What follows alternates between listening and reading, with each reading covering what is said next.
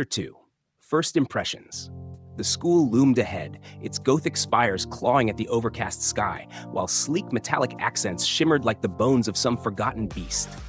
It looked less like a place of learning and more like something conjured from the fevered dream of a haunted architect. A crow cawed from one of the upper spires, then vanished into the mist, leaving only the echo behind. Thick ivy climbed the stone walls, curling around the ironwork that lined the windows like veins pulsing with hidden intent. The doors were massive, carved with intricate patterns that seemed to shift subtly if I stared too long. I hesitated just outside the entrance, gripping my backpack straps as though they could shield me from whatever insanity waited within. Jason had vanished the second we stepped off the bus, leaving me stranded without so much as a casual good luck. Typical. It's just a school, I muttered under my breath, trying to reassure myself. It can't be worse than the bus ride. I was wrong. Hi. The voice was soft, almost hesitant, but it stopped me instantly in my tracks. Turning slowly, I saw her standing a few feet away, partially hidden in the shadow of the towering arches that framed the school's facade. She had strikingly pale skin that contrasted starkly with her jet black hair cascading over slender shoulders. Her eyes gleamed deep crimson in the dim, filtered sunlight, holding an intensity I couldn't quite place. For a moment, I wondered if exhaustion had conjured her from my imagination. Hi, I replied, trying to mask how startled I felt. She took a tentative step forward, moving with a grace that was both elegant and strangely awkward, as though close interactions weren't her strong suit. Her crimson gaze briefly met mine before flicking downward, studying the worn stone tiles beneath our feet as she fidgeted slightly. "You're new," she said, her voice quiet but steady, as if making a careful observation. "Yeah," I answered cautiously. "First day." She nodded slowly, still fidgeting nervously with the hem of her jacket. But something about her stillness between movements, the unnatural calm in her posture, or the way her eyes lingered a second too long, made my skin crawl in a way I couldn't quite explain. "I thought so. You're different." My stomach tightened slightly at her words. "Different how?"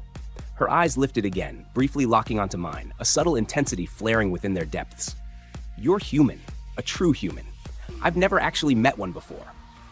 "Okay," I replied, gripping my backpack straps tighter as if that would somehow protect me. "That's interesting." Her expression shifted subtly, curiosity mingling with something else, something deeper, almost hungry. "You smell nice," she blurted out abruptly, before immediately wincing and shaking her head. "No, that's not. I mean, you're unique. Sorry, that came out wrong." "Right," I said slowly, cautiously stepping backward, heart thudding in my chest.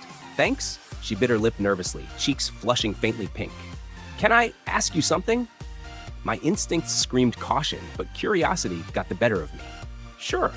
She hesitated, fidgeting again, clearly struggling with her words.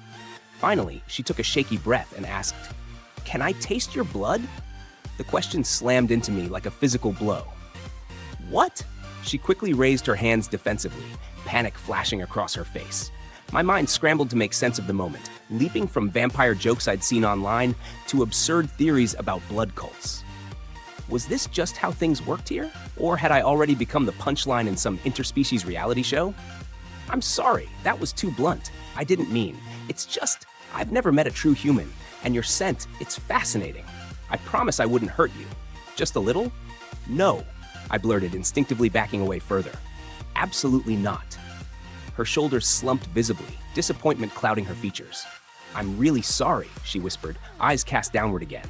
"I'm not very good at this." "At what exactly?" I asked, still wary. "Talking to humans," she admitted softly, embarrassment coloring her voice.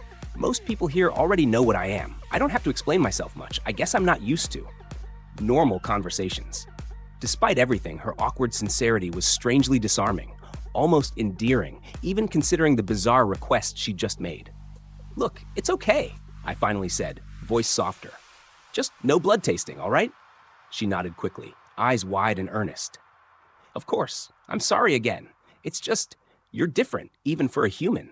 There's something unique about you." I raised an eyebrow, not sure whether to feel flattered or uneasy. Thanks, I think." She hesitated again, shifting her weight nervously. "Maybe we could be friends?" The question caught me off guard completely. "Friends? She nodded vigorously, a hopeful smile flickering at the corners of her mouth. Not now. I realized this was a weird introduction, but eventually, I think we'd get along well. For a long moment, I stared at her, processing everything that had just happened. Finally, glancing toward the intimidating school doors looming nearby, I sighed. Look, I've got first day stuff to figure out, but maybe later? Her expression lit up immediately, and she nodded enthusiastically. Later, definitely. Turning toward the entrance, I paused when she softly called after me. Hey! I glanced back over my shoulder. Yeah? She fumbled slightly with her words, her cheeks turning a delicate shade of pink again. I like your style, she stammered awkwardly, then quickly grimaced and shook her head. Wait, no, that's not. I didn't mean it like. I cut her off with a nervous, slightly amused laugh. It's fine. See you around. Her eyes widened slightly, relief washing over her features. Yeah, see you around. Stepping inside the school, I leaned heavily against the cool stone wall, releasing a shaky breath. The interaction had left me more rattled than I'd anticipated. If this was what the first 5 minutes were like, I dreaded the rest of the day. The hallway stretched ahead, dimly lit by sconces flickering with a faint, eerie glow. Students filled the corridor, moving with unnatural grace or lumbering awkwardly, their true forms hinted at beneath careful disguises or openly displayed with unapologetic pride. My heart thudded painfully against my ribs as the surreal reality fully sank in.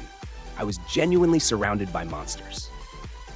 As I navigated cautiously down the crowded hall, weaving between a towering oni with blue skin and tusks, a banshee whose veil shimmered like morning fog, and a creature that looked suspiciously like a living marionette, its wooden joints creaking with every step. A tatzelworm slithered past my shoes, unnoticed by most, while a redcap with blood-stained boots cackled softly in a darkened corner.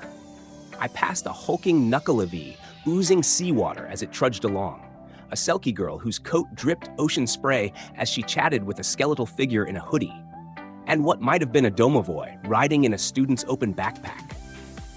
Every step deepened the sense that I'd stumbled into an uncanny menagerie where folklore had punched reality in the face and taken its place. Taking a deep breath to steady myself, I squared my shoulders. If I was going to survive this school, I had to at least pretend I wasn't terrified. But one thought lingered stubbornly in the back of my mind. What exactly had I gotten myself into?